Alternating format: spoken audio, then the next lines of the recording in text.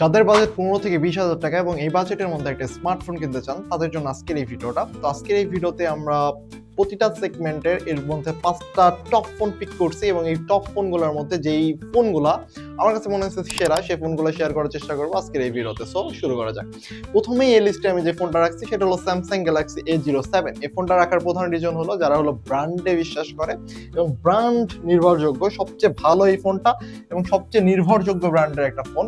এবং এই ফোনে আপনি কি কি পাচ্ছেন? এই ফোনে আপনি পাবেন ডিসপ্লে হিসাবে 6.5 ইঞ্চির একটা LCD HD+ ডিসপ্লে এবং প্রসেসর থাকবে Exynos, খুবই এন্ট্রি লেভেলের একটা প্রসেসর থাকবে এবং এই প্রসেসরটা খুব একটা গেমিং এর জন্য না, তো যারা গেমিং ইস্যুর জন্য ইউজ করতে চান তাদের জন্য কিন্তু এই ফোনটা আমি সাজেস্ট করব না। এবং র্যাম থাকবে 64GB, রিয়ার ক্যামেরা 50 মেগাপিক্সেল ও 8 মেগাপিক্সেল এবং ব্যাটারি আপনি কিন্তু 5000 mAh এর একটা ব্যাটারি পাবেন এবং ব্যাটারি ব্যাকআপ কিন্তু আপনি সারাদিন খুব সুন্দর মতো চালাতে পারবেন এবং 15 ওয়াটের একটা চার্জিং সাপোর্ট থাকবে। সো এই ফোনটা চার্জ হতে একটা ভালো সময় নেয়, যেটা কিনা আমরা অন্য রেডমি শাওমির ফোনগুলোতে কিন্তু খুব দ্রুত চার্জ করতে পারবো, সেই ক্ষেত্রে কিন্তু এই ফোনটা পিছিয়ে থাকবে অবশ্যই। নেক্সট লিস্টে আমরা যে ফোনটা রাখছি সেই ফোনটা হলো রিয়েলমি C85। রিয়েলমি C85 এই ফোনটা হলো অলরাউন্ডার একটা ফোন বলা চলে এবং দীর্ঘ ব্যাটারি, যেখানে আপনি দীর্ঘ ব্যাটারির একটা সুবিধা পাবেন, প্রায় 7000 mAh এর একটা ব্যাটারি। সো এই ফোনটা যদি আপনি চার্জ দেন প্রায় 1.5 দিন পর্যন্ত খুব সুন্দর মতো কিন্তু চালাতে পারবেন এবং গেমিং ফোন হিসাবেও কিন্তু আপনি এই বাজেটের মধ্যে আমার কাছে মনে হয় একটা one of the best phone. এখানে রয়েছে প্রসেসর হিসেবে স্ন্যাপড্রাগনের 685 প্রসেসর এবং আপনি 6GB বা 8GB এই দুই ধরনের ভ্যারিয়েন্টে এই ফোনটা পাবেন। বর্তমান মার্কেট প্রাইস আপনি হয়তো বা 18 থেকে 20 হাজারের বা একটু বেশিও হতে পারে, কারণ বর্তমান মার্কেটটা একটু উঠতি। সো ফোনের প্রাইসগুলো কিন্তু দোকান অনুযায়ী আপ ডাউন করতেছে। তো যখন আপনি ফোন কিনবেন অবভিয়াসলি এই বিষয়টা লক্ষ্য রেখেই কিনবেন। নেক্সট এই লিস্টে যে ফোনটা রাখা হয়েছে সেটা হলো Redmi 15 এবং Redmi 15 এই ফোনটা কিন্তু গেমিং এর পারফরমেন্সের দিক থেকে one of the best phone আমার কাছে মনে হয়, one of the best phone.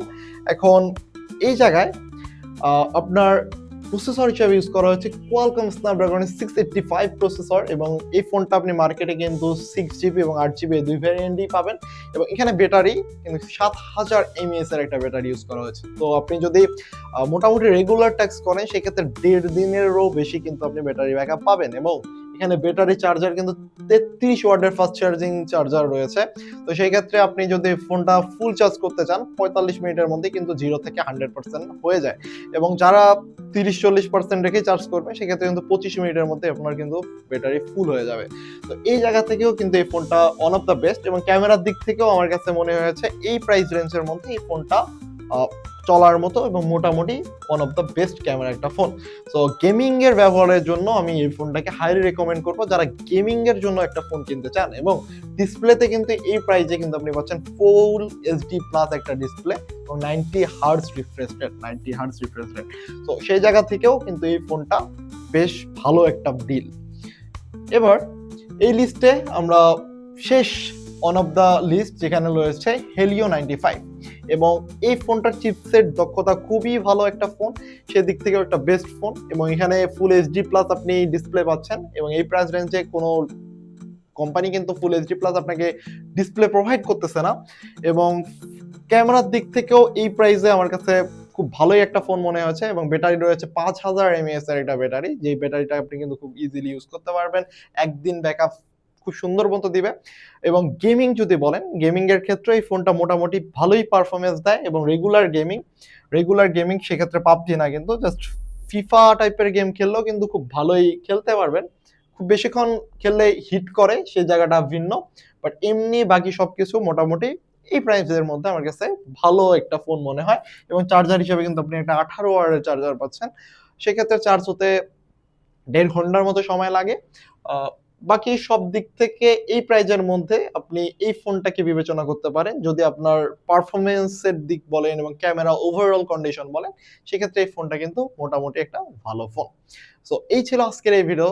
তো ভিডিওটা কেমন লাগলো অবশ্যই কমেন্ট করে জানাবেন এবং আমি চেষ্টা করেছি একটু এক্সেপশনাল ওয়েতে ভিডিওটাকে প্রেজেন্ট করার জন্য।